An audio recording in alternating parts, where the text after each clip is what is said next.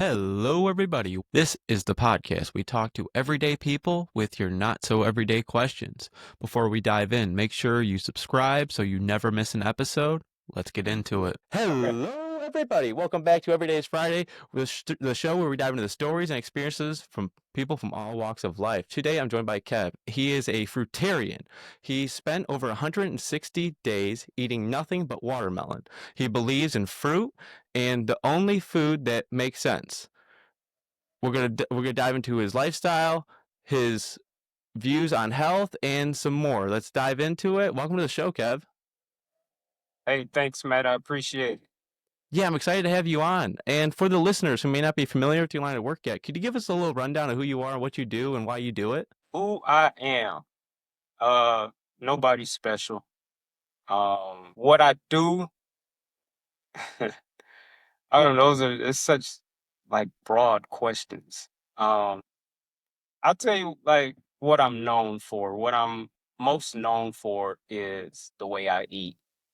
Uh, and of that like genre, a subcategory would be I really became known for eating watermelon for 160 days. A lot of people follow my journey on social media, and that's where like I I guess I became really popular. And then I did it the following year for 104 days, and that was it wasn't the beginning of my fruitarian journey. Mm-hmm. Was the comeback. It was like a comeback because I had eaten fruit for a year, about a couple years prior to that, and then I fell off. And so there was a period of, I don't know, maybe about 6 months where I was trying to get back to eating just fruit, and I couldn't. I was getting further and further away from eating just fruit because I was eating a lot of cooked things. I was eating a lot of vegan things. And so during that period of time, you know, I just kind of went within and I'm trying to figure out like, why is this so hard? Why can't I get back? Why every time I want to eat, I want something from the restaurant instead of fruit? Why don't I ever want fruit any, all these questions and so when I eventually got the answers to those questions, that's why I started my watermelon reset, which I started that in May of 2023. And honestly, like I didn't plan on doing that for 160 days. My goal was to see if I could do it for one day because the night before, during that period, I was struggling with addictions. That's what I learned about myself. I was an addict. That's why I couldn't eat the way I wanted to eat. I wanted to eat just fruit and I couldn't because I was addicted. And so the night before I started my watermelon reset, I was digging in the trash to get out some chips, some guacamole that I threw away 2 days before. And the chips were stale and the guacamole was going bad because it was summertime. I threw this stuff away outside. And 2 days later, I went back out there and I dug them out the trash and I ate them. And the next day I started the watermelon. I didn't think I could do a whole day, you know. And I did.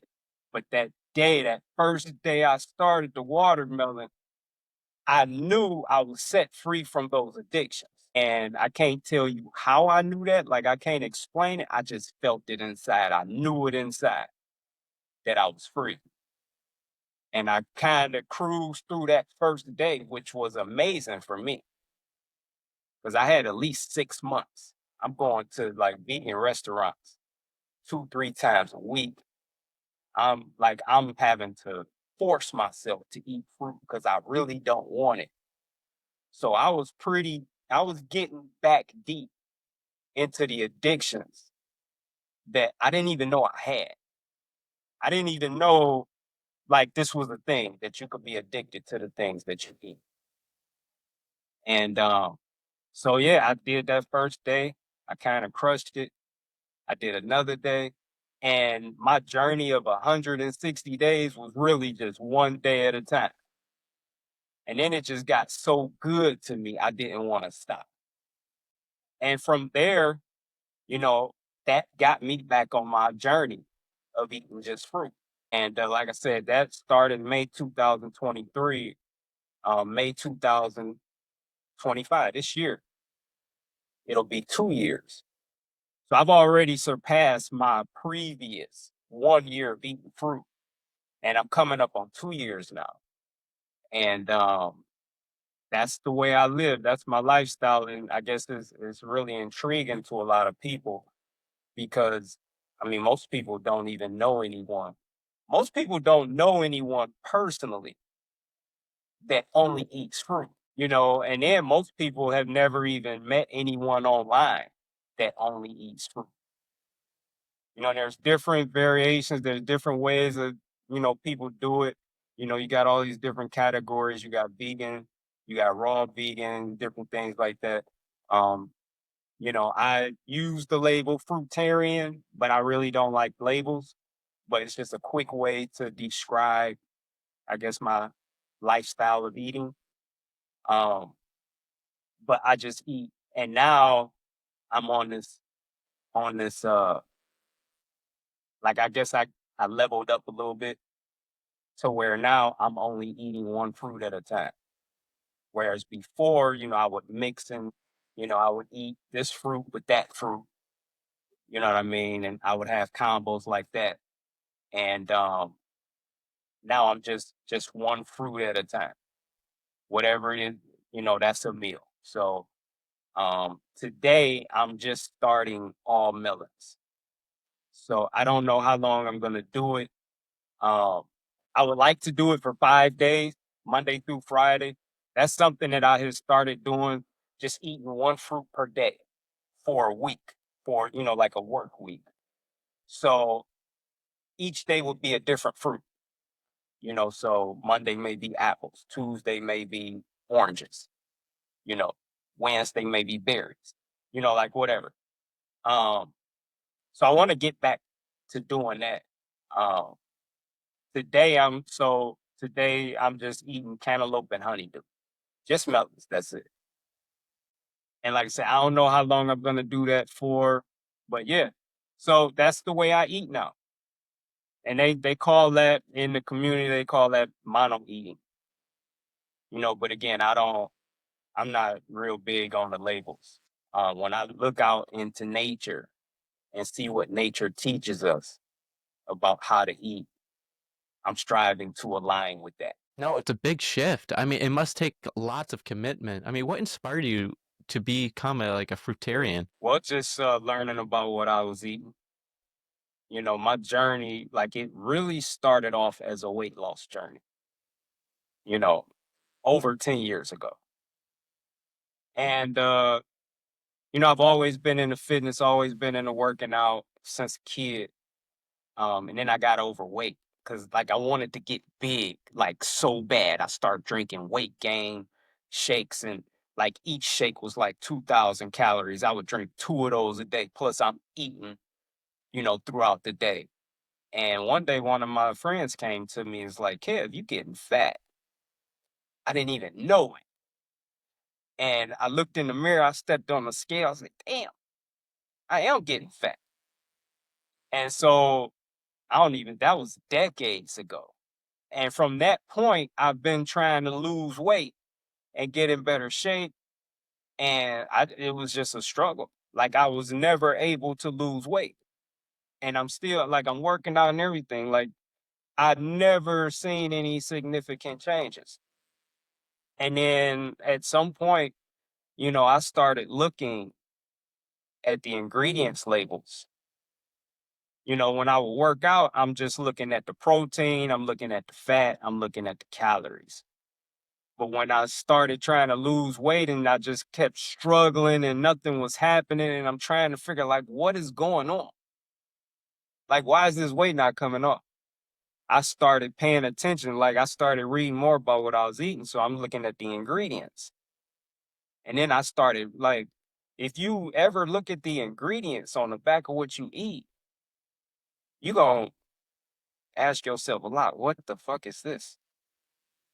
What the fuck is it? I can't even pronounce that. Honey, you know how to pronounce it? Like, you're not going to be able to pronounce most of those words. So now I'm looking these words up. And then when I start looking them up, I start seeing like in the search results, if you scroll through the search results, you start seeing things like side effects of, and it's like side effects. Then boom, you click on that. And then you read that and you read this list of diseases. It's like, what? And then everything I ate that I researched, it was the same thing. It all had something in it, not just like a lot of different ingredients that I couldn't pronounce. And when I looked them up, they all had side effects. They were all linked to different diseases. So, like, I would eat something, it could have like 25 different things in it. And all of them are linked to like different diseases. And then I start reading, and I'm like, I'm going down this rabbit hole now. Like, now it's starting to make sense. Oh, this is why I can't lose weight. Because as I'm going down the rabbit hole, I'm also seeing ingredients or chemicals in what I'm eating that are designed to be addictive. They're designed to make you overeat. Like, what? It's like they have, I don't know if I'm gonna explain this right, but they have chemicals, like when you're eating, you get full. It's like your gut signals your brain that you're full. That lets you know to stop eating. They have chemicals that kind of turn that communication off between the gut and the brain. So you don't get the signal that you're full. And it's like it's delayed. And so you keep eating when you would normally stop. And then, like there was a lot of things I started learning, like just the fact that how the reason you can eat 1,500 calories at a time, 2,000 calories at a time is because there's no nutrients in it. It's all dead. Through the process of the cooking and the processing, they get rid of all the nutrients. They destroy all of that. Any life in the product, they're killing it to increase shelf life. That's the whole goal, to increase shelf life. So there can't be anything living in it. So they pasteurize it, they heat it up, they boil it, like whatever. You know, I'm learning all these things, and as I'm learning these things, I'm eliminating things from my diet, one thing at a time. And this is going on over a course of years. At this point, I didn't know anything about, you know, like the concept of eating just fruit has never entered my mind. I didn't know anything about vegan. I had never heard of that before or anything. The only thing I had heard of before was vegetarian.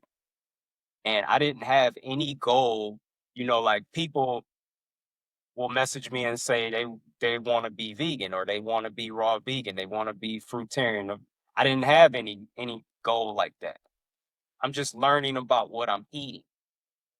And as I'm learning about what I'm eating, I'm not eating that no more. I'm not eating that no more. I'm not eating that no more. And in the beginning, it was easy because I was eating so many toxic things. So I didn't really miss if I let one go. I just replaced it with something else. But then eventually it got to a point where it was like there's only like a few things left. And I remember standing in the grocery store one day just looking around.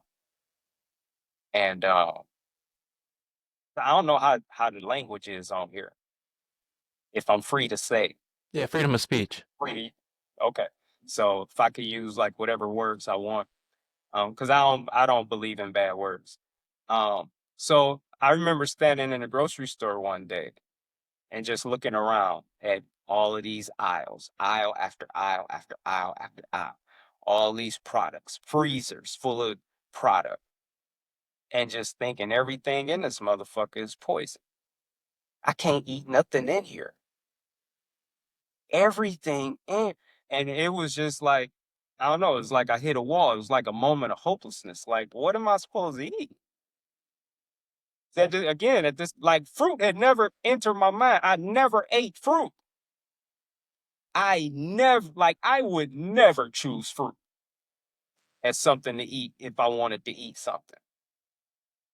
You better not even offer me no fruit. Quit playing with me. I was a steak and potatoes guy.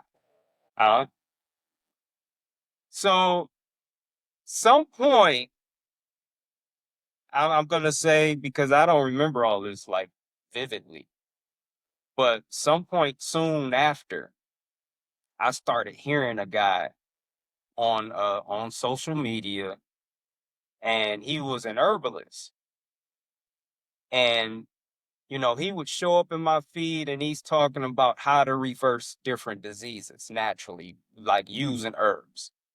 Every day I seen he show up in my feed and he's talking about how to heal a different disease. And the first thing he would say is first you go on an all fruit diet. And then he would recommend different herbs. Every time that was always the protocol. Go on an all fruit diet. If you want to heal diabetes, go on an all fruit diet, take these herbs. You want to heal this, go on an all fruit diet, take these herbs. And you know, that was foreign to me, right? But it was intriguing. And so I kept listening to him, and it was just really resonating on the inside. Like, man, I want to try that. Like after a while, like after I got over what I was thinking in my mind, which was like, this dude crazy. You can't eat just fruit. Like that don't even make sense. Once I don't even know if I would say I got over it. I just started ignoring what I was hearing up here, and I started listening to what I was hearing or feeling in here.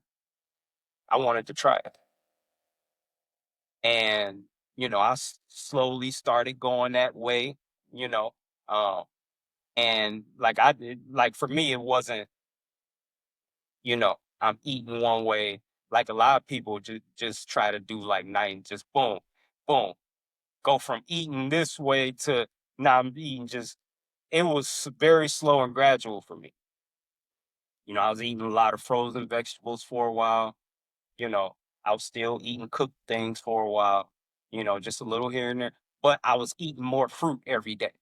That's how my transition was, you know, to eat. I'm going to eat more fruit today than I did yesterday. And then eventually, I was on my first year of eating just fruit. And so, yeah, once I got a taste of this lifestyle, that's where, my phrase came from. I only eat fruit because nothing else makes sense. Combination or a culmination of all the research that I've done on the way I was eating on the what I call the satanic American diet. Most people call it the standard American diet or the Western diet.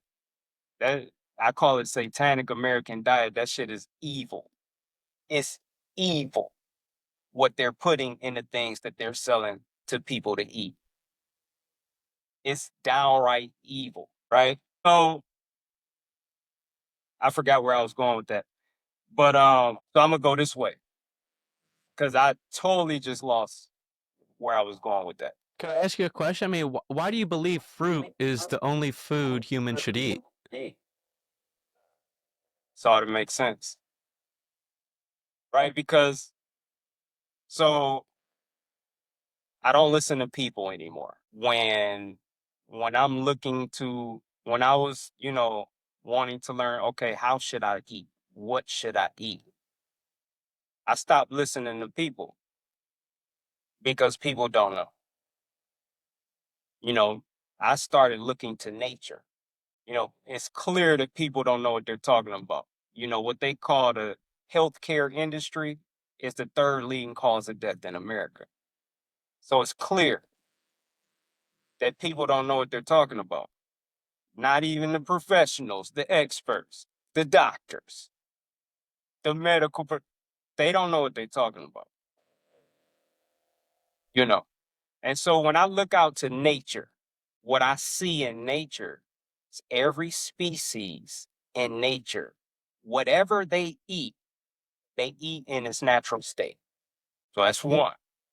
That's one reason why only fruit makes sense to me. I would say general, but I do know people that eat raw vegetables and like 'em. So, but for me, what can I eat in its natural state? Nothing in the satanic American diet is in its natural state. It's a mixture of things. Like Chick-fil-A got a sandwich that got like 55 different things in it. People think they're eating a chicken sandwich. I would call it a dead bird sandwich. But what they're really eating is 55 different things at one time, 55 different chemicals and ingredients, and they're all unnatural at one time. That's against nature. No species in nature eats 55 things at one time. And when you shove all of that down your system, now your body has to break up and try to digest or process 55 different things at one time. You're overworking your body. That's unnatural. So I don't see that anywhere in nature. What I see in nature, every species, they eat one thing at a time. Now, when you eat just one thing at a time, what are you going to eat? You can't eat a dead bird sandwich, right? You can't even eat a dead bird. If you're eating just one thing at a time, you're not even going to eat the flesh of an animal. It's inedible. That's why humans have to put so much seasoning and sauces on it. Like you have to make that taste good because it's inedible in its natural state. Because we're not carnivores or omnivores by nature. Now you don't see a real carnivore having to use seasoning or sauces, breaking off some leaves off a bush and sprinkle it on that pig or whatever. Like you don't see that because they love it in its raw natural state, bloody and guts and all. They love it. We don't. It's inedible to us. So we have to make it taste good. Right? So if you're striving to align with nature, if you're looking to what nature teaches us how to eat, like it's really simple, right? You just eat what you like. That's it. But you don't make yourself like it. You don't take some nasty shit and make it taste good by adding a bunch of shit to it. You don't see that in nature. So whatever a species is eating, if they're eating tree bark, they're eating just the tree bark. They're not putting seasoning on it or nothing. Right? If they're eating animals, they're just eating the animal. If they're eating grass, plants, leaves, whatever it is, they're just eating that in its raw natural state. So for me, okay, I want to align with that. I want to do it how every other species in nature is doing it. What do I enjoy eating in its natural state, in its raw natural state? Fruit. I don't like vegetables. Vegetables are nasty in their raw natural state. Like I said, now I've heard people, say that they love eating certain raw vegetables. Okay. That's none of my business. But I've heard enough people say that to where I can say, okay, there are, even with that though, like I don't see a problem. Like that, you're still aligned with nature. Like if you like to eat just leaves of spinach, you're still in alignment with nature. Like it doesn't matter. Even if you like to eat fungus, if you could, pluck mushrooms out the ground and just eat them in their raw natural state, okay. I mean, you're still aligned. You're still aligned with nature as far as I'm concerned. I mean, you're not making it taste good. You just like the way mushrooms taste, or you like the way fungus tastes. For me, I like the way fruit tastes. You know, so that's why nothing else makes sense.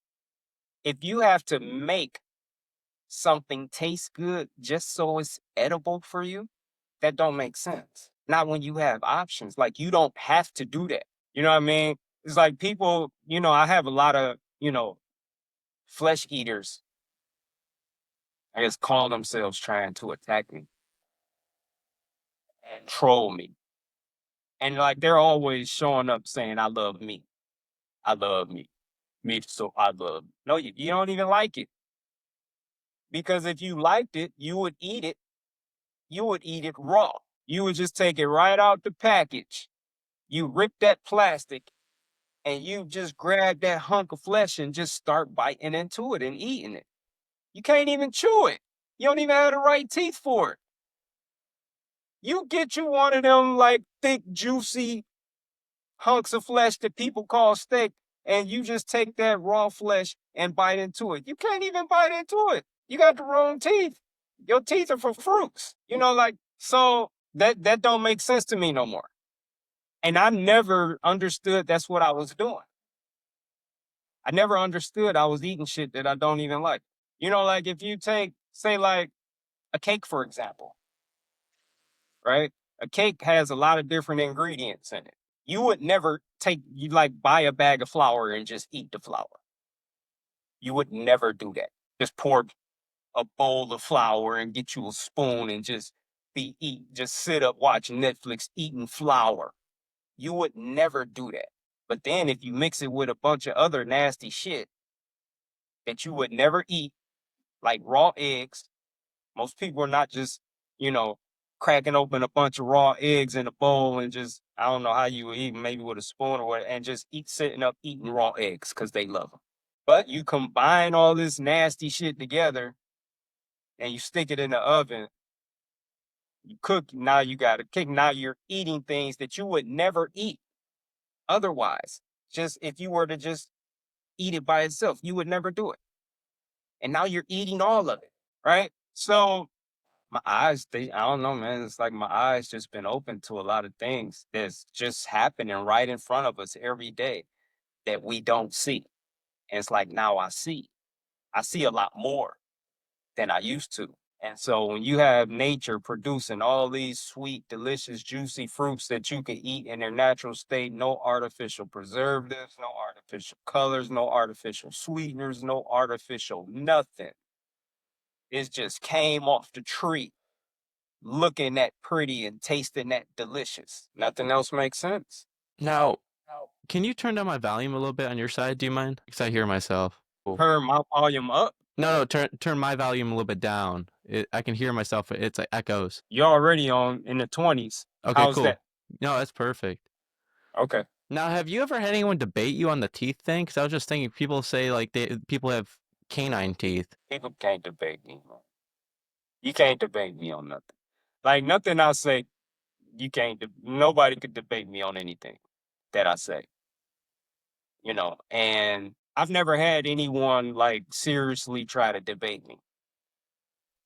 People will show up in comments. See, I can't. If I spent time in the comments, like responding to everybody, I would never get nothing done. Uh, but for people to say, we have canines, like I've posted pictures of this on different platforms. But if you compare a human's canine to a lion's canine, you realize you don't have canines. Like, man, get out of here, man.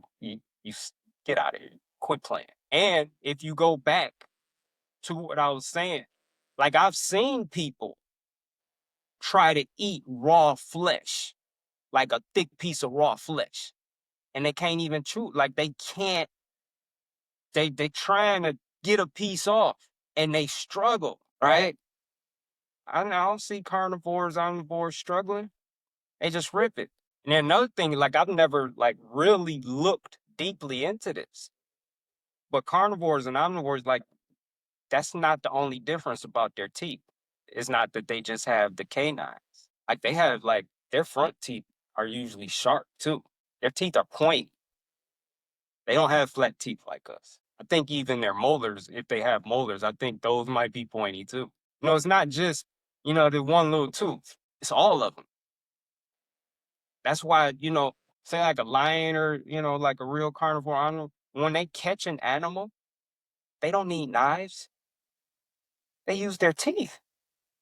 They just bite into it, just rip it right apart. I would love to see a human try to do that. They can't do it. There's no way. Nothing would happen. You would just look ridiculous. So it's not just canines, it's all of the teeth. Like there's so many different things you could say. It's like we don't even have the instincts, right? We don't have hunting instincts like real carnivores and omnivores. Like I learned a lot from my dog, which is really my son's dog. But I'll say my dog because it's easier to say. Like when I take her for a walk, when she see a squirrel, she running after it, trying to catch it. We don't do that. If we see if that dog see a rabbit, she running after it. We don't do that. So if that's dinner, why don't we just let dinner just run across our path like that? Like we don't have those instincts. Like a carnivore and omnivore, like they're going after it. If they see a meal, they're going after it. You could be starving and see a rabbit run across you. You don't even have the ability to catch it. Even if you wanted to eat it, you can't catch it. I mean, you'd have to create a weapon or something. But see, we have to make weapons because nature didn't equip us to hunt. That's why we have to make guns, and bows and arrows, rifles. Lions, carnivores and omnivores are equipped to hunt. See, nature has given us everything we need to thrive. So carnivores and omnivores don't have to create weapons to hunt. They have everything they need to hunt and to kill and to eat. They don't need forks. They don't need plates, bowls, spoons. They don't need no seasoning. They don't need an oven, a microwave. They don't need none of that. They catch it, they kill it, they eat it. Humans, when we are out of alignment with nature, then we have to create things that nature didn't give us to live these unnatural lifestyles that we live. We're free to do that, obviously, right? But it's unnatural. And so for me, this is another thing that's just happening right in front of everybody's faces and nobody notices. You know, there's over 800 million people have diabetes global. Over 650 million people have heart disease globally, some form of heart disease. It's the number one cause of death globally. And I seen a statistic that said in 2022, there were 20 million new cases of cancer. And I doubt those numbers went down because the sick care industry they're not trying to get those numbers to go down. They're trying to get those numbers to go up because sick people is their customer. So they're not trying to decrease their workload. They want more. Why? Like that's just three diseases there's over a billion people are suffering. Why? It's all diet related, you know. And it's amazing just how people don't make the connection, you know. They like people never seem to connect it to diet. Like you can't just eat anything. You can't just put anything in your body. Like you wouldn't just put any kind of gas in your car, right? Like you got a car, it tells you what kind of gas to put in it, and you would never go against that. Like if you have a gasoline engine, you would never put diesel in your tank because you just know better, right? You would never pour alcohol in your tank. You would never pour water in it. You would never pour orange juice in it. You just know better. But when it comes to our bodies, we all have a species specific diet or a species specific fuel that we thrive on. Every species does. Humans are the only species that just eat whatever the fuck. Like humans don't give a fuck what they put in their bodies. And then they expect themselves to thrive or they expect to thrive. And then when you have such high numbers of sickness and disease, it's like people are not making the connection. Like you're putting the wrong shit in your body. Like you're not even eating food. Like when you really break it down and get into it, you're not even eating food. Like look at them labels. Food don't look like you eating 45 things at one time. They're all unnatural. Most of them you can't even pronounce. You have no idea what you're putting in your body. Why don't you care? You care more about what you put in your car, in your lawnmower, in your hedge trimmers, in your pressure washer. You care more about that than what you put in your body. So, like, people are not eating food. That's why so many people got diabetes and heart disease and cancer and Alzheimer's, liver disease, kidney disease, heart attack, strokes, anger, Hmm. MS, Parkinson's, on and on and on. I mean, most people like assume like most people like they think vegetables are necessary. I mean, I'm curious to hear your take on this. I mean, why don't you eat vegetables? I told you, You just don't like them? I don't like them. They're nasty. I don't know of any other species that eats things that they don't like. Mm, for anyone who believes vegetables are necessary, I would ask them why. Like, why? So you have to remember everything that we've been taught about nutrition has been taught to us by the government. Everything, everything. And you also have to understand that the drug companies have a tremendous amount of influence over what we're being taught about nutrition. You don't think these drug companies have an agenda? They're in business to sell drugs. Healthy people don't need drugs. You don't think there's an agenda there? Like all of our nutritional information, you know, water, protein, macros, micros, all this, cow's milk, eating animals. Like people literally drink the bodily fluids from cows. Like it's clear that we're not cows. Why are we drinking their milk? Like that milk ain't even made for us. How you think about that industry, they artificially impregnate cows, which a lot of times it's just a person ramming his arm up a cow's vagina after somebody else jacked off a bull to collect his semen and planting that semen inside that cow's vagina to impregnate that cow. Like, come on, hold on, wait. Don't nobody see nothing wrong with that?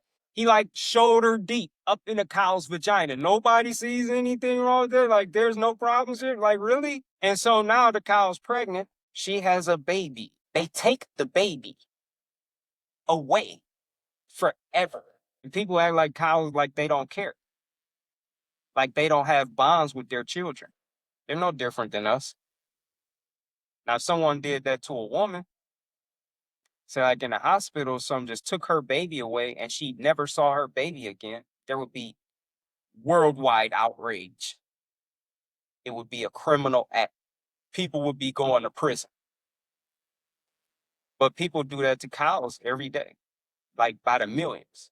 Steal their babies, lock them away somewhere else. Like their babies never get to drink their mother's milk. And that's what the mother's milk is. That's why the mother's milk is being produced. It's just like with us. When our mothers had us, her breast produced milk for us. And it's common sense. We've been convinced to drink their milk. And the behind the scenes people don't know. But yeah, they steal their babies away from them. And then they, feed the babies some man-made bullshit instead and give them pacifiers to suck on. Not supposed to be, but they're telling us to drink milk. Why? Like everything they're telling us to do makes us sick. Eventually, it'll make us sick. Water doesn't hydrate you. Calcium does not build, like calcium from cow's milk does not build strong bones and teeth. The protein in the flesh of an animal is not compatible with our bodies. Like the fluoride in toothpaste is not good for us. Like everything they tell, well, I'm not gonna say everything they tell us is a lie, because you got to have a little truth sprinkled in there to make the lie work. So they are telling us the truth. The same people, the same organizations that tell us to eat meat also tell us that it's carcinogenic and it causes cancer. They tell us both. Like, oh, wait. If it causes cancer, fuck, I want to eat that for? Like, I'm not. That's not a goal of mine. But cancer is big business. Chemotherapy is big business. Although, according to interviews from doctors that have left that industry, saying that cancer patients die from chemo and not the cancer. Per several doctors say this, or like ex-doctors that just walked away from all that because they have a conscience. They're dying from the chemo, not the actual cancer. It's big business though. Sickness and disease is big business. It's the biggest business on the planet. It's the most profitable business on the planet. And so these drug companies tie right into that because they give you these false solutions. Drugs are not medicine. They're drugs. And all drugs have side effects. All drugs, like you take them long enough, they're going to make you sicker. And you'll go from one prescription to two, to three, to four. That's good for them. That's what they want. That's not good for you. So these are the industries that are telling us how to eat. These are the people telling us how to eat. Like, I seen a picture, like people are so excited about Trump being in office and JFK being a new Secretary of Health. And people feel like JFK is going to, get this whole food industry together. Well, I shared a picture on my social media of Trump, Elon Musk, JFK, and a couple other people. Well, one more person, I don't know his name. And they were all sitting at a table on a private plane, and they were all eating McDonald's. How is he gonna? How are these people gonna get the food industry together? They're not even eating food. Like all of the chemicals and the poisons that they're putting in these things and the addictive chemicals that they're putting in the things that people eat, they're eating them. Nearly all of them was overweight. Well, at least 50% of them, half of that table was overweight. JFK, I can't really speak on. One guy, he seemed pretty fit. Trump and Musk overweight. How you making America great again? You don't even know how to eat. You fat. How you making America great again? Like people underestimate the role that diet plays in our everyday lives, right? Like people say all the time, we are what we eat, but people really don't understand the significance of that. And I don't even think people really believe it. Because if you really believe that, why would you eat trash? Like, why would you eat junk? No, so In the true. satanic American diet, a lot of that stuff is referred to as junk food. And people love it. But wait, if we are what we eat, why would you eat junk food? Like, it don't even make sense, right? So, I don't know, man. Like, I just, uh, like, when it comes to the vegetables, eating is simple. It's simple. If you like it, eat it. If you don't. That's it. But what people trick themselves when they eat things that they don't like. Like they make things taste good that they don't like. You have to cook it. Like no other species does that. No other species has ever used any kind of heat ever to make something inedible edible. And that's what you're doing when you what people call cook. You're taking something that's inedible and you're trying to make it edible. Like why though? Like you don't have to do that. It's not like we're in like a situation where there are no other options. You got all this sweet, juicy, delicious fruit here that's super good for you that you don't have to do nothing to. Everything's been done. Everything has been packaged for you. It's hydrating, so you don't need nothing to drink with it. It's going to nourish your body and hydrate your body and cleanse your body all at the same time. All you got to do is eat it. Like nature has done everything. It's been cooked with the sun. It's ready to go. No plastic wrapping or packaging. No bottles needed. It's ready to go. Now, And but now, how do you get like enough protein from your all fruit diet? protein is another one of those very profitable teachings on the self-care. That the amount of diseases that excessive protein is linked to is astronomical. It's good for them when people eat protein. That's what they want. It makes them a lot of money. So we're not supposed to eat protein. Our body makes protein, right? So again, this is like a I think this is a good example of how there's always a little truth mixed in with the lie. Like they give you both. And that like confuses people. It'll mess you up because they'll give you some truth and they'll put a lie in it with it and mix that together and people just eat it up because part of it is true. And so they say, okay, this must be true because I know this is true. And so the truth is your body does need protein. From what I've read, every function of your body requires a different type of protein. But what they don't talk about is how there's so many different protein structures in our body. No one knows how many proteins there are in our bodies. Like I've seen estimates from 100,000, over 100,000, up to 1,000,000. Nobody knows exactly how many. But see, like the way you ask that question is the way everybody asks that question. Like, what do you do for protein? And when people ask that, they're asking from an understanding that there's just one protein. What do you do for protein? Not understanding that your body is making proteins, plural, every day, all day. Like all of your bodily functions requires a different type of protein. So you say, well, what do you do for protein? The correct response from me would be, well, which protein are you talking about? And then you would be stuck because you don't know. I don't know.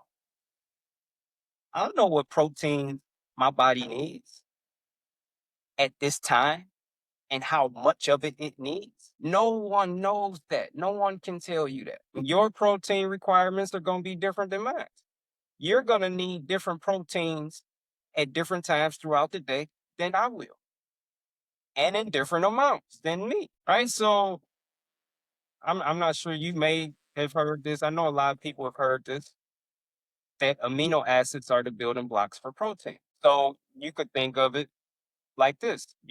Think of amino acids as Lego blocks. You give Lego blocks to a child and they can make whatever they want, right? That's how the body creates protein, from amino acids. Now, if you make sure you get enough high quality amino acids, then your body is able to create the proteins, plural, that it needs, when it needs them, in the exact amounts that's needed. So the correct question would be, where do you get your amino acids from? Not where do you get your protein from, but that's not what we've been taught, because there's no profitability in that. You can't sell animals. You can't sell the flesh of all of these animals teaching the proper way. You have to teach that you need to eat animals for protein so they can keep killing and selling all these animals. Like they're killing over 90 billion animals every year. And the foundation of that is protein. The strength of that whole industry is protein. We need protein. Yeah. So fruits have the amino acids that you need. And so, that whole thing, like you can't listen to industries that profit off of sick people teach you how to be healthy. And all of our mainstream health and nutritional information comes from industries that profit off of sick people. This is why doctors in med school aren't taught about nutrition. They're not taught about proper eating. They're not taught that at all because that business is not about curing disease or, like healing people. It's about treating. I'm not even going to say treating because that's a trick word. It's about suppressing symptoms of disease.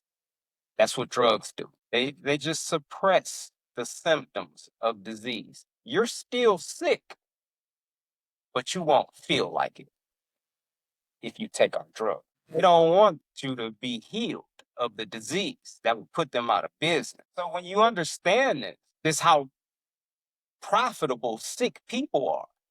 The government, all of the government profits off of it, the drug companies profit off of it. And these companies that's selling the shit that people eat, they're profiting off of it. FDA is approving it. They're approving things that they know increase your chances of getting cancer and heart disease and diabetes. It's all linked together.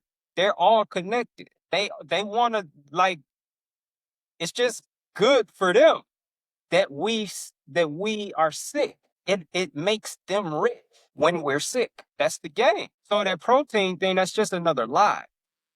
Got a little bit of truth mixed in there, but it's just another lie. And it's crazy how many people are sick because of proteins that are incompatible. Because like how I explained how our bodies create the proteins that it needs when it needs it, da da da da, da, so does a cow's body. But if you look at a cow's diet, cows don't look how big cows are. Like they literally need what I don't know what those that heavy machinery with the shovel on it. Like they have this. I don't know what it's called. It's kind of like a bulldozer or something. Like that's how they pick them up because they so big and heavy. Like they need cranes. Well, where do they get their protein from? Look at a rhinoceros. Look at a hippopotamus. Look at an elephant. Where are they getting their protein from? They're not eating animals. Cows graze on like a cow in their natural habitat is gonna graze on grass all day. That's what they eat. 2,000 pounds. Just eats grass and drink water. And people are killing them to eat their flesh because they think that's what they need to do for protein. Because people have been brainwashed to believe that. Now, Coach Kev, I mean, what changes have you noticed in your body since you switched to a all fruit diet? I haven't really noticed too many changes. I don't know if I've noticed like really any changes in my body. Aside from because I wasn't like a sick person to begin with. That's not why I got on this journey. I got on this journey because I didn't want to be sick. Like this was like a preventative maintenance kind of thing for me. Uh, all the changes that I've noticed have been like the majority of the changes I've noticed have been without trying to sound deep about it. It's just kind of like my eyes being opened to the things that are happening right in front of me that most people don't see. That's been the most significant changes that I've experienced. You know, um, just a greater level of consciousness and awareness of myself and of life around me. You know, being able to like see a sunset. And by that I mean because I've seen sunsets all the time, right? But I've never seen a sunset. Like a sunset used to like never impress me. Like I wouldn't even give it attention. Like it meant nothing. It's like a rainbow, just like flowers. It's like different animals, bees and birds, and like none of those things used to impress me. And now things like that amaze me. It's like I can see now. Like my vision is a lot clearer now. And the level of mental clarity that I have is just it's really up there compared to where the majority of society is at. Because, like when I talk to people, they're amazed by things I say because they don't see it. To me, it's just common sense. It's like there was nothing amazing about what I just said. Like, why is that a? But to them, it is because they can't see it. So that mental clarity, that inner vision that I have, these were my most significant changes. Like these are the types of things that really got me hooked, you know. Because you take things like when we talk about diet, you know, people watch people in their family die from cancer and diabetes and heart disease and heart attacks and all these things, and they never make the connection to diet. And so they do the same things that Aunt Betsy did. They eat the same way Aunt Betsy ate, and she died of a heart attack. And they follow in those same footsteps without like seeing what's happening. Like it's right in your face, and people don't see it. So being able to see, to me, that means more than anything.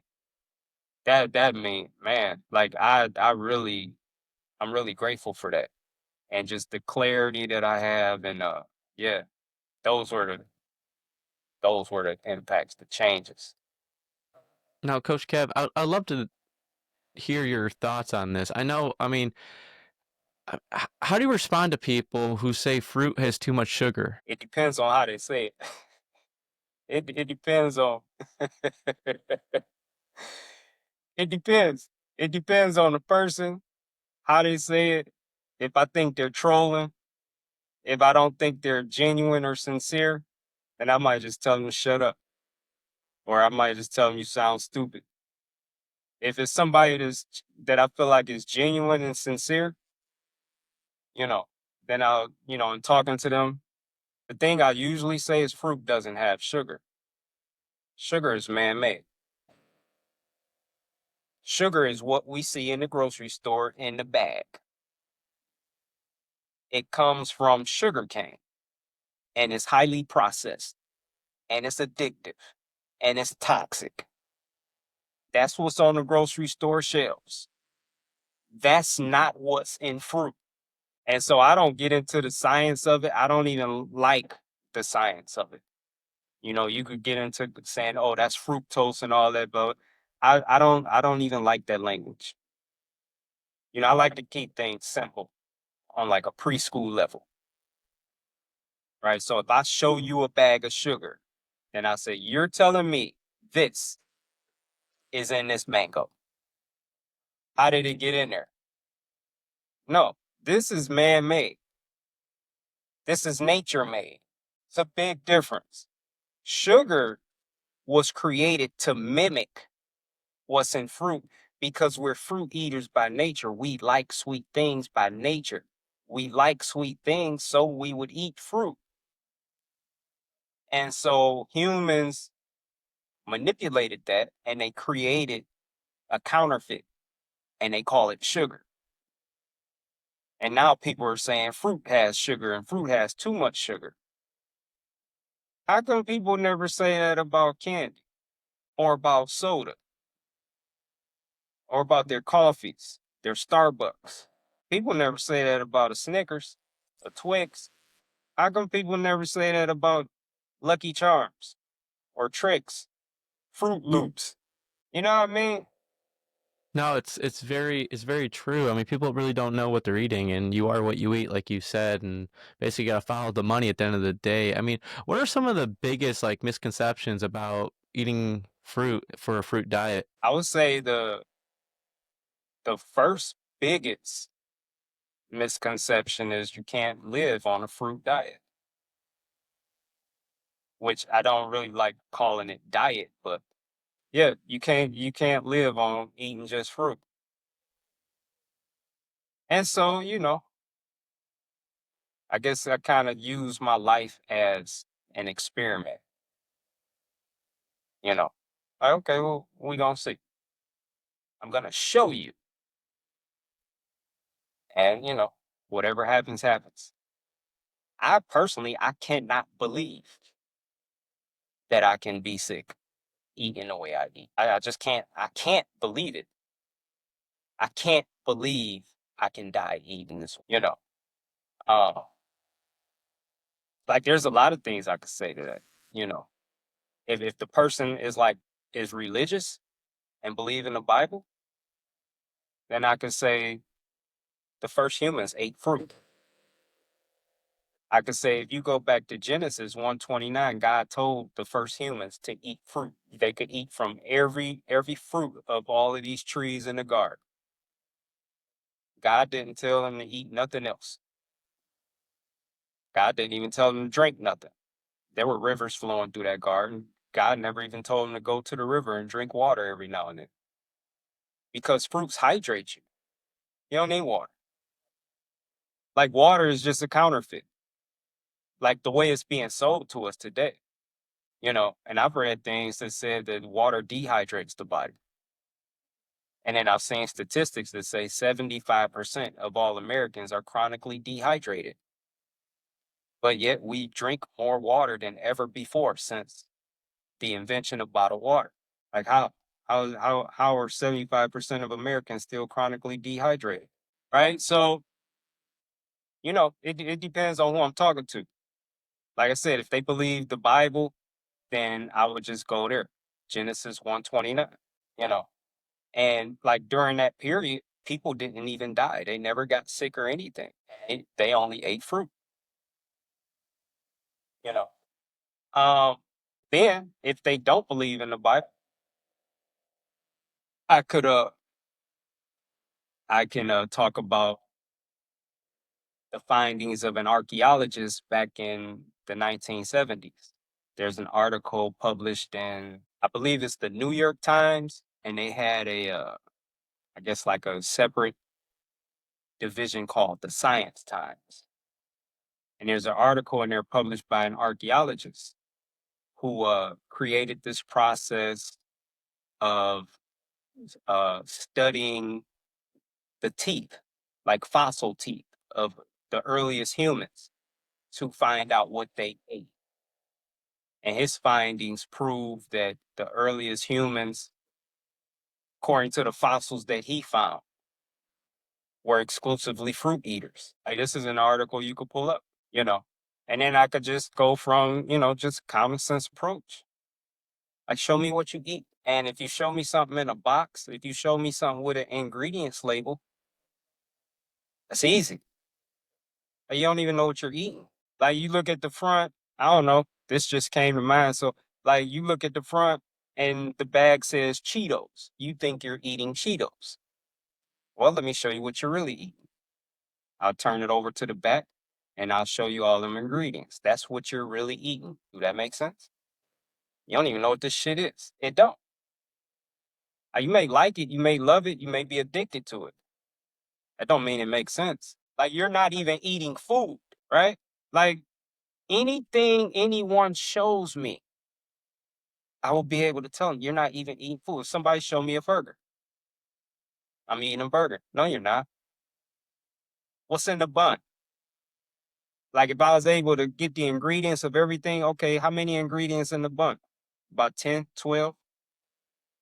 There's a lot of shit in that bun. You don't know what it is. Now what about the flesh? That hunk of flesh. One is full of vaccines. The animal was like murdered over 30 days ago, full of nitrates and nitrite. Like you don't even know what's in it, right? And then you go to the special sauce or whatever, the barbecue sauce. How many ingredients is in that? Go to the cheese. How many ingredients is in that? Like what's in cheese? What's in milk? Probably like 10, 12 different ingredients in that. And then it's again, you go back to it's what is it really? That was meant for the cow's baby. It's full of pus. From what I've seen, it contains pus, it could contain blood, feces, and a lot of growth hormones, vaccines. That's what people call cheese. Like whatever you go to, like I can easily prove that you're not even eating food. So like it's really easy. The people are just deceived because they're deceived by, when you think you eating pizza, you think you eating pizza. And it's like you're just eating one thing. I'm about to eat a pizza. That's not what you're about to eat. You're probably about to eat about 75 to 80 different things. That's really what you're about to eat. Especially if you get it like I used to get it, you're probably eating over 100 different things. Because I would max out the toppings. I would try to convince the manager to add more. Although he would say we can't add any more because it won't cook right. I would max it out. But I'm not just eating a pizza. I'm eating about 100 different things at one time. Like I had so much shit on my pizza, like it's thick. But see, I wasn't eating a pizza. And it's like that across the board. Across the board, it's like that. So it's easy to say, hey, what? What Hmm. is it? Yeah, for the most part, depending on the fruit. Like I said, I'm doing just melons today, as of now. And I had a cantaloupe this morning for breakfast. That was it. The cantaloupe was a cantaloupe. There was no ingredients label with a bunch of other things listed. If there was an ingredients label on it, it would just say cantaloupe and nothing else. There's nothing else. And it was delicious. And I just about ate the whole thing. Nothing else makes sense. Like I know it's hard to accept. It was hard for me to accept. It was hard for me to accept the things I was discovering in my research. It was really hard. So I know it's hard to accept, and people don't want to hear Now, what does it. a It is. typical day look like when you're eating all fruit? It depends. It depends.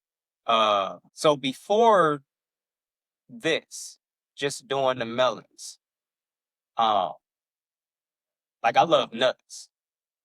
I eat a lot of nuts, and nuts digest slower than your hydrating fruits. Nuts are not a hydrating fruit. I eat a lot of. 'Em. So it always changes though. So say like this past week, I'd probably get up and one of my first things that I eat could be pistachios. Little time go by, and then because I just had some durian, I might eat some durian. Durian is like a delicacy. You know, it's expensive. I kind of just eat that on the weekend. You know, uh, might have some durian, uh, and I'll eat. You know, again, this is not like a everyday thing. This is just an idea. Then when I feel like it's say like if I feel like I'm getting thirsty or, you know, something like that, then I'll eat maybe some oranges, some grapes, something hydrating, you know. Um Melons, like honeydew has been a big go-to for me lately if I feel thirsty and I feel like I need to hydrate. I've been going heavy on the honeydew lately. Oh, so yeah.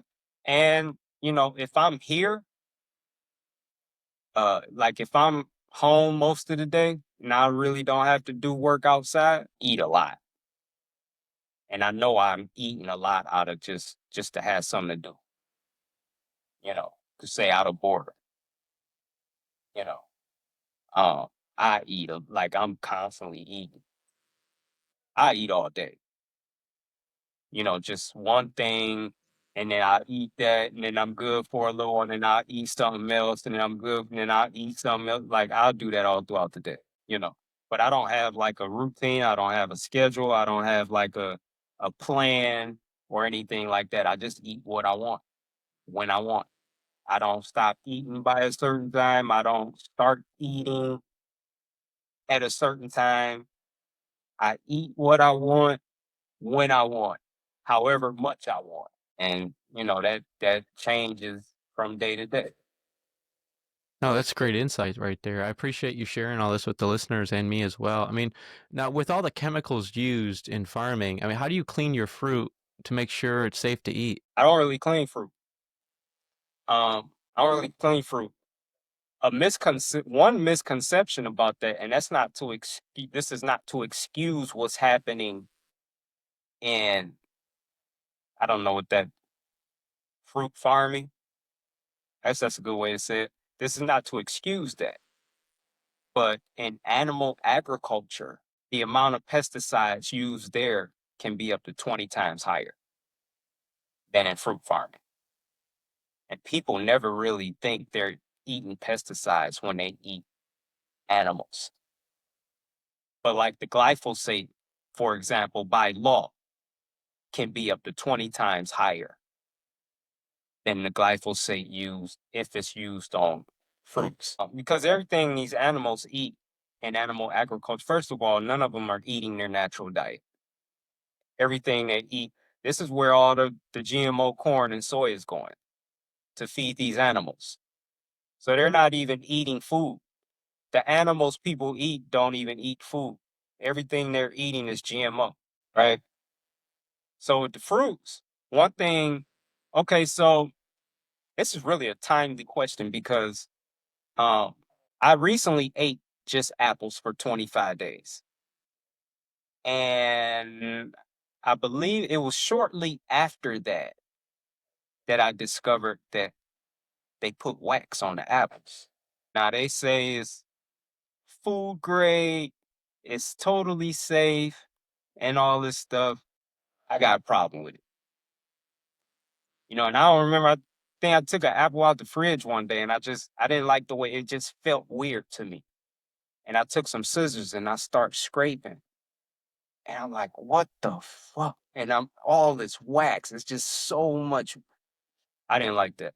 So what I've been doing recently is leaning more towards fruits that have thicker peels,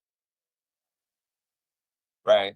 So avocado, all of your citrus, lemons, oranges, man, all of your citrus, your melons, and I'm starting to stay away from fruits, with like really thin skin. Now, I don't know if I'm gonna do this permanently, but I feel better doing this. If I'm not doing that, then I'm looking to organic, because with organic, they still spray stuff on the fruits. They still have pesticides that they spray on the fruits, but if they're natural pesticides.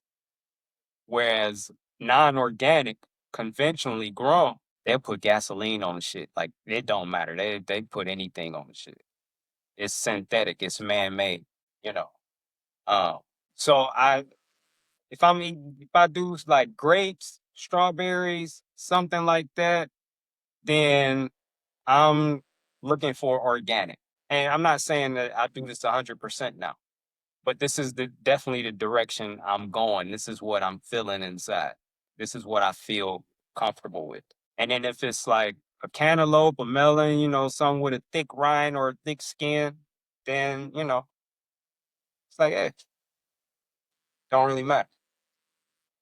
Which I'm not saying it don't matter 100%, because they spray the soil, you know, but that's different from spraying the fruit. And if they do spray the outside of the fruit, the peel is so thick or the rind is so thick, it's not getting in there.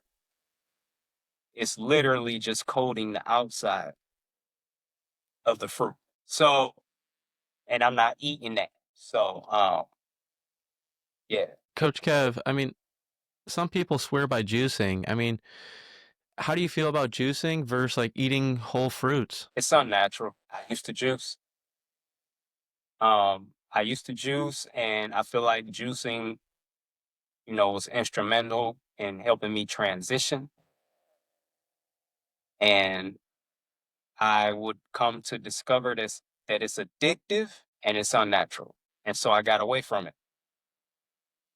Um, yeah, it's see again, and I know there's people that swear by. I know there's people that claim to have healed of different diseases and all kind of things of juicing, and there's people that's lost a lot of weight with juicing, and I don't speak against none of that. Like, okay, I'm just speaking the truth on it. And for me, wanting to align with nature, then like what does it take to make juice? Like you gotta have machinery, you gotta have electricity, you have to have factories to make the machines, you have to have engineers to design them. Like eating should never be this complicated. If you were out in nature, you couldn't make no juice. I mean, out of most things, you could drink some coconut water if there were coconuts growing, you know. That's it. What if you didn't add cups? How you gonna drink it? You see what I'm saying? And then nature didn't give us fruit juice like that. Nature put the juice in the fruit, and we should consume it, consume the whole thing. We should consume it the way nature gave it to us. And so when people juice, it's like saying, hey, I just want the juice. Throw this other shit away. I don't want that. But there's nutrients in there. Like that's what makes it balanced. You know, the fiber, the juice, like whatever is in the pulp that people throw away. Like you need Mm-hmm. that too. So when I became aware of that, then it's like I couldn't argue it. It's like like all these questions you asking me, like I've had these conversations with myself already, and a lot more. Cause I love juice. I love it. Shit. Orange juice, man. Stop. Orange juice first thing in the morning. Like real or not store bought. Like you made it yours. Oh my God. That is 64 ounces. Mason jar. Full. It's amazing. But like there's different things about juicing. One, you will go, it's a lot more expensive. Because for me to juice 64 ounces of oranges, I'm going through like a bag and a half. I wouldn't eat a bag and a half of oranges in a whole day. And I just went through a bag and a half in like 30 minutes, probably about 45 minutes. Right. So, one, it's a lot more expensive to juice. Two, it's just so complicated. It's complicated. I could get the same juice from eating the orange.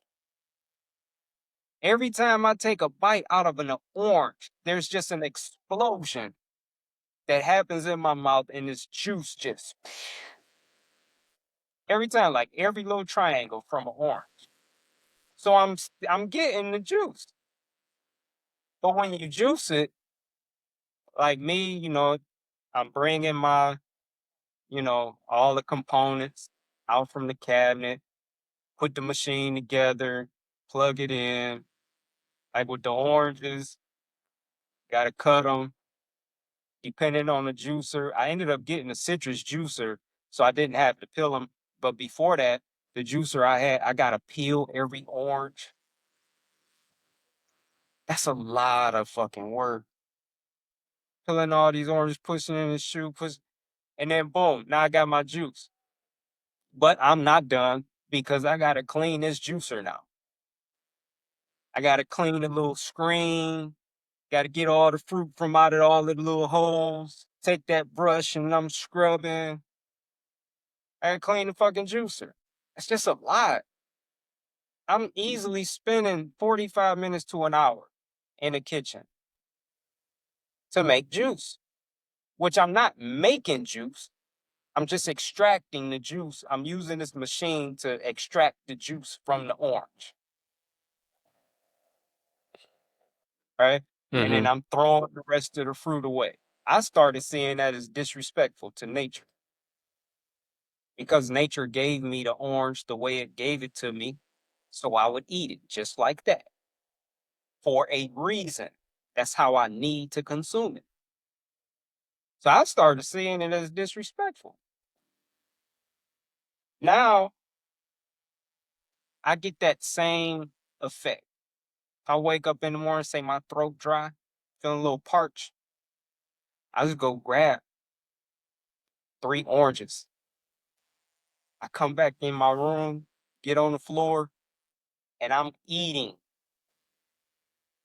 It's like 30 seconds. Kitchen back. Well, I don't sleep on a bed. I sleep on the floor. So I'm back on the floor and I'm eating. And that same experience I'm getting from drinking, I'm getting from eating, right? And so it just makes sense. Like juicing don't make sense to me no more. And I understand like there's people they feel like they need to give their digestive system a break. Fruits do that. Fruits do that. You know, but some people feel like they need to give their digestive system more of a break, a complete just vacation. A lot of people juice to heal. I'm not speaking against any of it. I'm just saying it's unnatural. Yeah, and then plus Alcohol you got to think too. about it this way too. When you're juicing, you got to be aware of what you're putting the juice into because you can get like microplastics into your juice if you put it into like a plastic cup that the juice breaks down the cup, you know? Oh yeah. Like that's another like if you think about what a juicer is made of, all the toxic chemicals that go into producing a juicer. The metals, the plastics, the paints, you know. It's like you're doing too much. Like it's unnatural. You could just go, you could like I'm not, I can't do this now, but ideally you would just walk up to a tree, pick a fruit and eat. You know, that's our natural way. That's how it was originally designed to be. And some places it's still like that. I hear people in different places say, they walking down the street and there's fruit trees all on the sidewalks and shit, and they just walk them, pick up. Like, sheesh, I'm so fucking jealous of you right now. Let's walk up to a tree and pick some food and just keep walking and they're eating. That's the life. Like, do you realize we shouldn't even have to pay for food? We shouldn't even have to pay to eat. Like there shouldn't be such thing as grocery stores. It should just be fruit growing everywhere, food growing everywhere. Even if you homeless, you should have a full belly because you can sleep under a fruit tree. And whenever you get hungry and you want to eat, you just reach up, you just grab a mango or something off the tree, and you just eat. That's how it can be. That's like the natural design of things. We're so far away from that. And the further we stray from nature, the more complicated and the harder we make life on us. Like I talk about because I'm a single parent. I was a single parent to 3 children. I have one left. And when they were all living with me, I was just starting, you know, to get into this lifestyle. Um, but like I think about this, like if I taught them to eat right from the beginning, say like me and the mom, we were on the same page, we taught them to eat right. I would have never had to cook a meal for them. I would have never had to make them something to eat. There had just been fruit bowls sitting throughout the house. And at 2 years old, they could feed themselves. At 2 years old, they can go and grab a piece of fruit and eat, unless, it had to be peeled or something, you know, or like it had to be cut. And that's the most I would have to do. Say like, if they wanted cantaloupe, I'd cut it, scrape the seeds out, cut it up for them. Here you go. And I'm done. I used to make like meals. I used to spend easily hours in the kitchen cooking for them.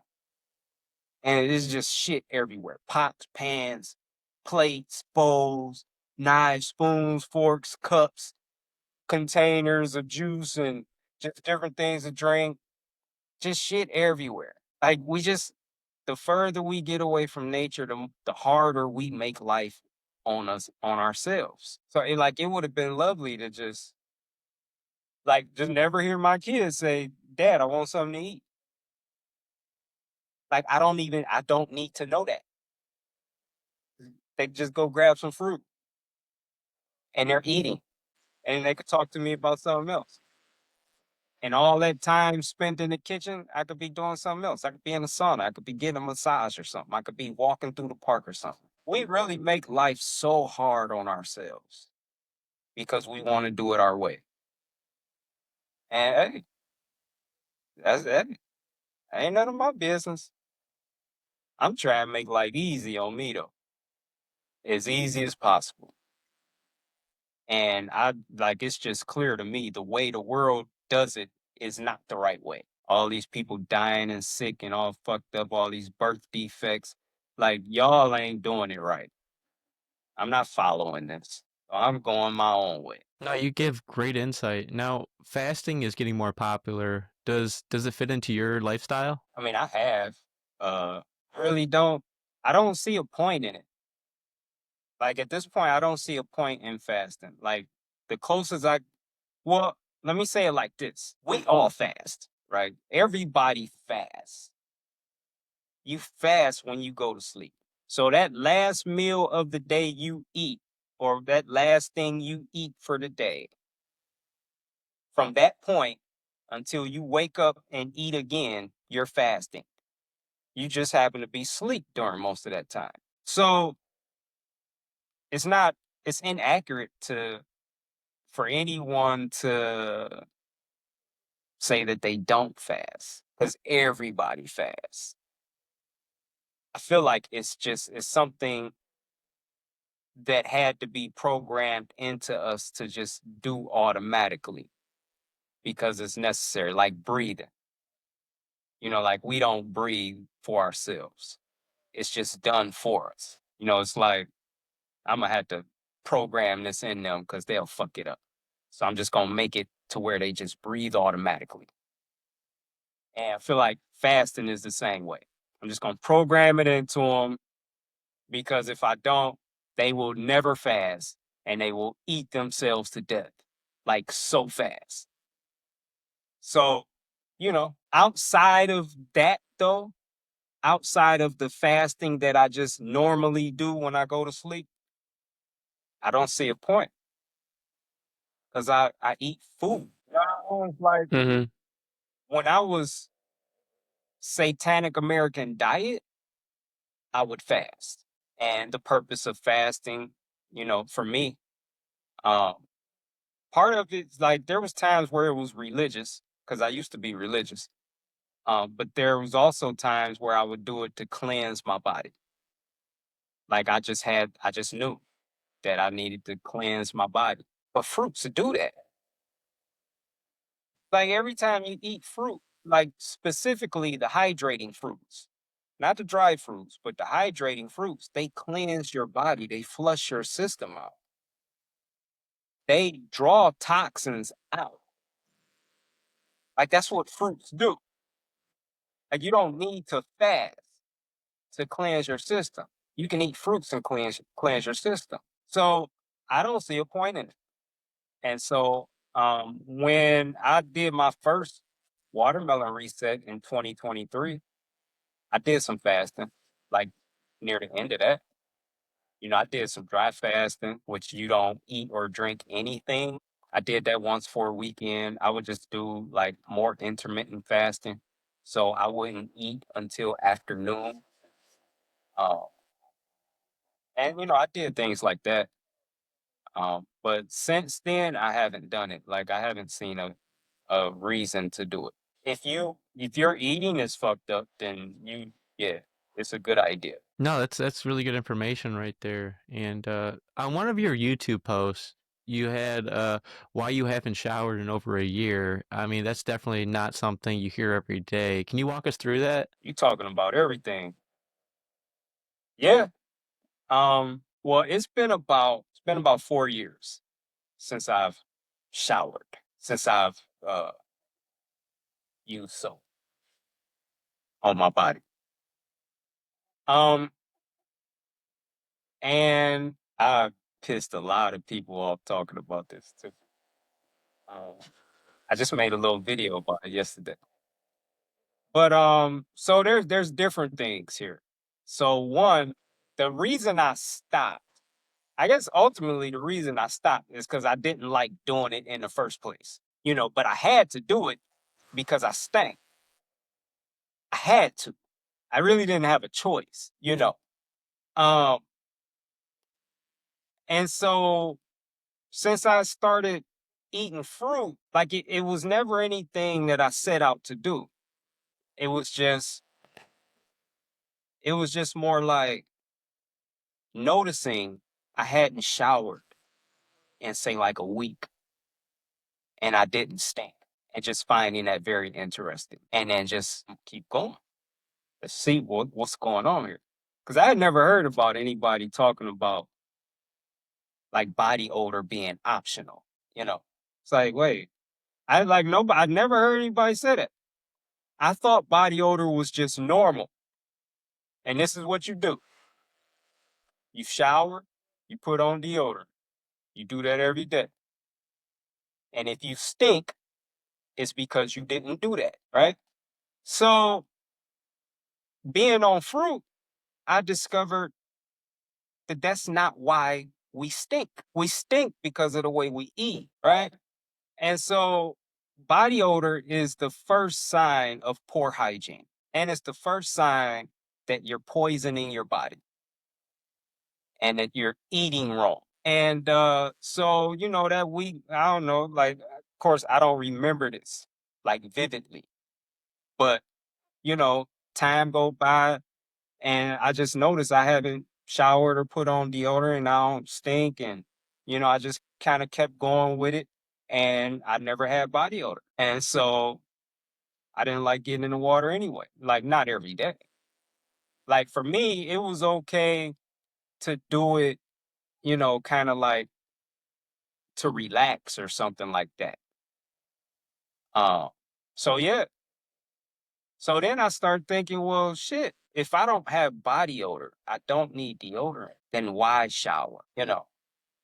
And I didn't know any reasons to get in there. So, and then another thing that uh I don't like another reason why I don't like the idea of showering is because of what's in the water. And like when I go on Google and I type in chemicals in tap water, you see there's drugs, like pharmaceutical drugs in it. There's pesticides in it. There's lime. There's lead, uh, ammonia, aluminum, uh, fluoride, fluorine. There's a lot of shit in that water. And it's the same water that people shit and piss in. Like I'm in a major city, right? And so the water that comes out our faucets, it's the same water that people shit and piss in, including myself. Everybody in the city, however many hundreds of thousands of people live in the city, people throwing up in the water after a night of drinking and all hungover, fucked up, women throwing their bloody tampons in the water. All of this is in the water, plus all the other chemicals that's in there. They don't get all that shit out the water. That's why people like some people that can afford it, they put home filtration systems. They have home filtration systems installed because they know they not the city not getting all that shit out the water. And people don't even know. Like people are not testing the water. Nobody's going down to the city water department and, just kind of wanting to see the process. So people don't even know what's in the water. And I know to some degree. And I just got problems standing in that water. So that's another element. And then another element is, how they say the proof is in the pudding. I mean, you can't look at me until I haven't showered in 4 years and that I don't use soap. Like you can see my face right now. You can't look at my face until I haven't washed my face in over 4 years. And like I get Not that this matters to me.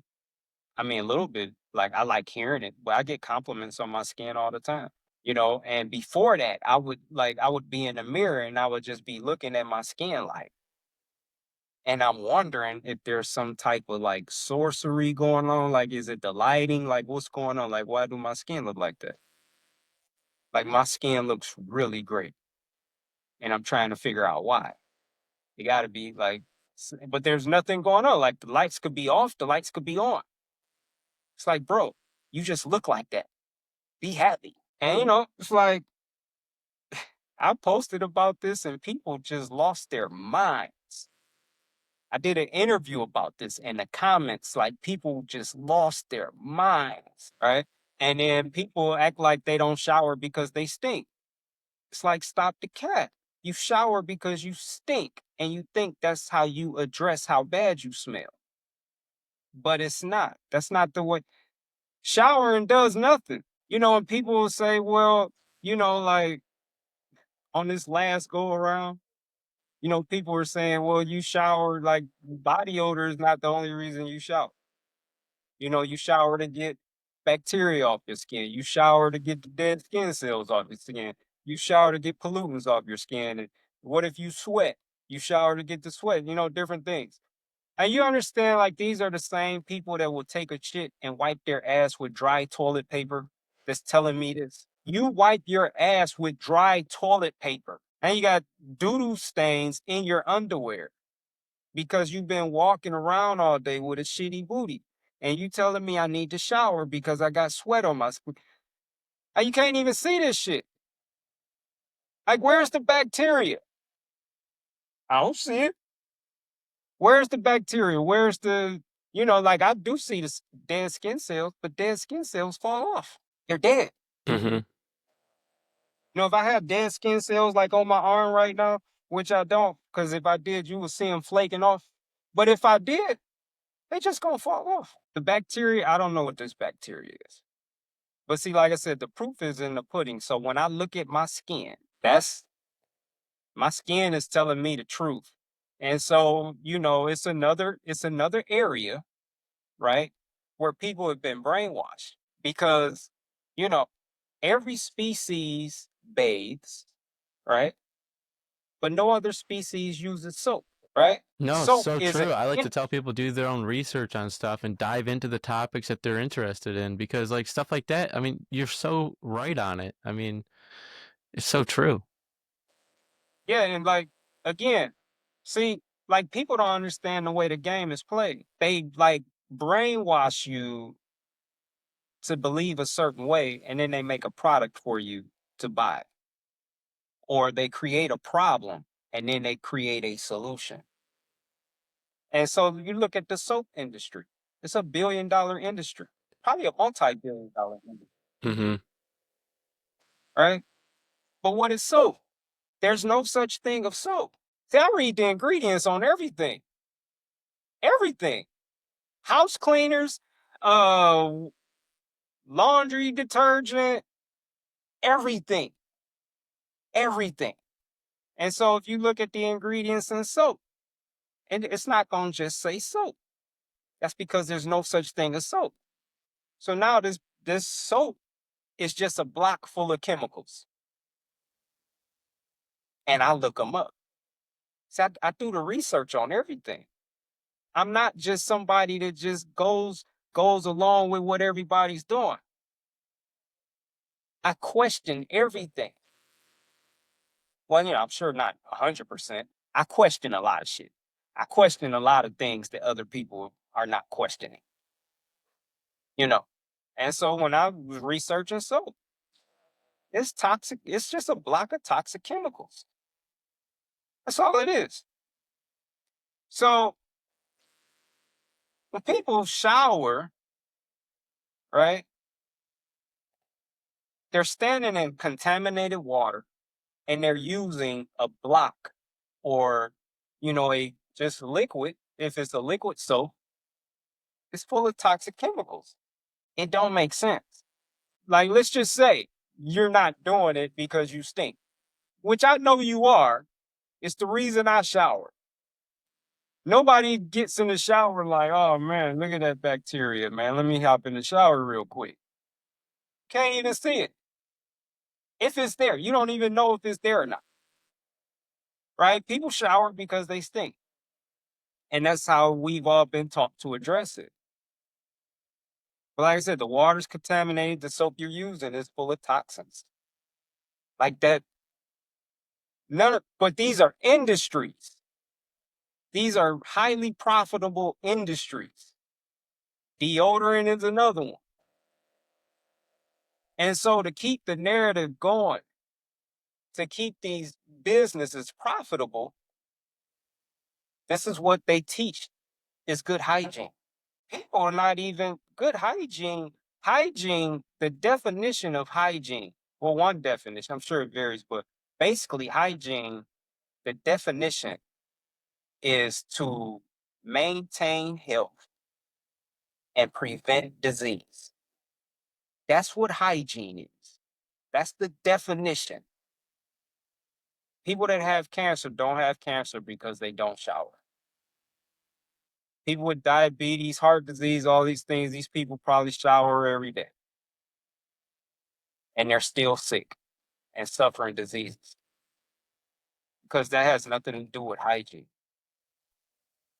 If you stink, you have poor hygiene, right? Like, if you think about it, like, just think about this. Like, people smell so bad that even after they bathe with soap and water, they still stink. So they need deodorant. If all people did was bathe with soap and water and didn't put on no deodorant, they would still stink. You bathe and you go to out, you go to work, you got about 30 minutes, like maybe an hour, and that smell gonna start coming out because it's what's going on the inside. That's why you stink. You stink on the inside and it just comes out. It comes out. And so when people put deodorant on, all they're doing is trapping the smell inside so it can't come out. It's trying to come out, but it can't because it's hitting this layer of deodorant. That's not good hygiene. Good hygiene is about what you put in your body. It's about what you eat, what you drink. It's not about what you put on your skin. People get out, put lotion, baby oil, and all this shit. I read the ingredients and all of it. I don't use lotion no more. I don't put nothing on my skin because I've researched it. I've looked at the ingredients. You can't pronounce shit in a bottle of lotion. Like that's all like a foreign language. I ain't putting that shit on my skin. I don't even know what this shit is. Plus, it soaks into your skin. Exactly. Exactly. It's like Johnson and Johnson's was just sued not long ago. I don't know if it's still going on. But for their baby powder, it's causing cancer. This is what people are putting on their skin to smell baby fresh. And it's causing cancer. Baby powder. Look at that name. Like that name just sounds so innocent. And it was killing people. And it killed enough people where, they brought a lawsuit forward. And I don't remember the number because I was following it for a little while, but I think they had to pay somewhere in the area of like $1 billion or something. It was like a really large amount of money they had to pay to all the people that developed cancer as a result of their baby powder. Something they put on their skin that was absorbed into their body, into their bloodstream. Everything you put on your skin, it's absorbed. It's like eating in a way, you know. And so if I'm ashy, I'm ashy. What's wrong with that? Like we've been taught that ashy is like horrible, it's like such a bad thing and all that. But now like I'm not, and I just got out the sauna. I actually just got out the sauna before our podcast. And yeah, I just dry the sweat off. I just grab a towel, wipe, you know, dry off, and I'm done. I ain't put no lotion, no nothing on my skin. And, you know, again, like good skin, healthy skin. People think that comes from what you put on your skin. And so you have all these stores that sell all these products. It's a multi-billion-dollar industry, this health and beauty industry and skincare industry. And good skin starts from what you eat. That's why people can, people shower, bathe every day and still have horrible acne, still have eczema because they're eating junk. No, Coach Kev, this has been an eye-opening conversation. I really appreciate all your insights and everything we're sharing. I mean, is there anything else you'd like to share to the listeners before we go? Nothing comes off, nothing comes to mind. I think like we covered a lot. We covered a lot. So I can't think of anything else I can add. And, my thing is I'm not trying to get anyone to live their life a certain kind of way. Like that's not the reason I do what I do. That's not why I'm on social media. I'm not trying to get people to stop eating animals or to eat fruit or to stop showering or like none of that. I'm just sharing the truth with people. And what they do with it, that's on them. You know, like we all have our lives, like we all have the right to live our lives however we choose, eat whatever we eat, do whatever we want to do. And that's none of my business. Now, I don't care what other people do, but it is my business to share the truth with people. And I do that for, those who are looking for the truth.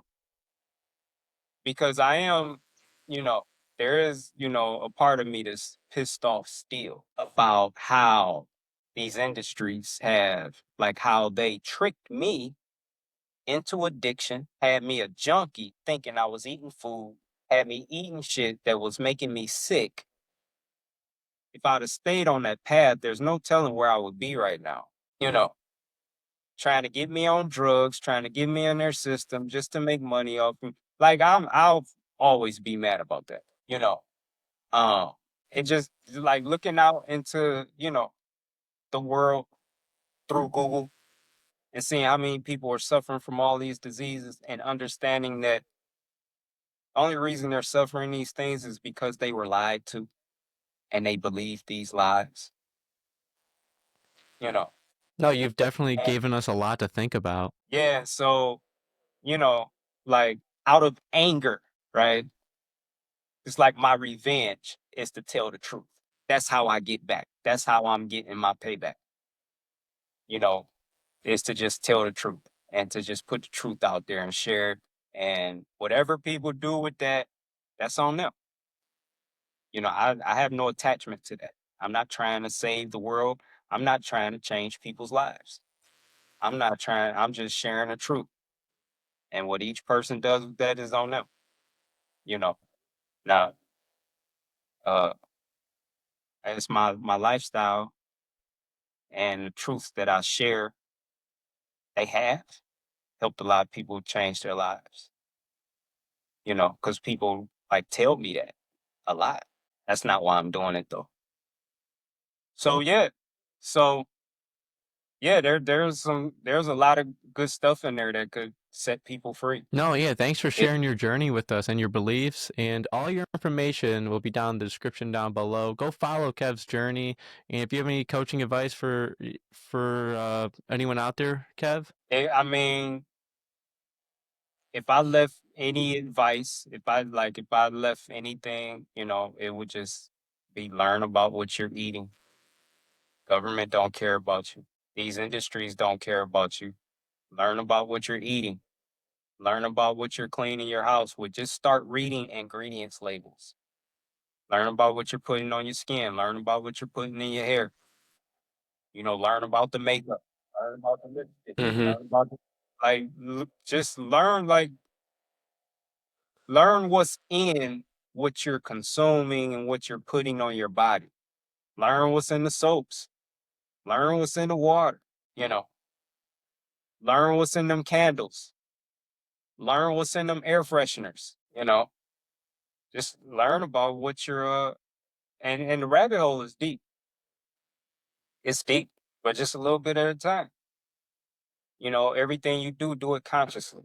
You know, um, No, I yeah. know the listeners got a lot of value out of this. I appreciate you being here and everyone tuning in. Tune in every week for more amazing stories like this on Every Day is Friday podcast 365. Until next time, everybody. I appreciate you being here again, Kev. Until next time. Thanks for having me. My pleasure.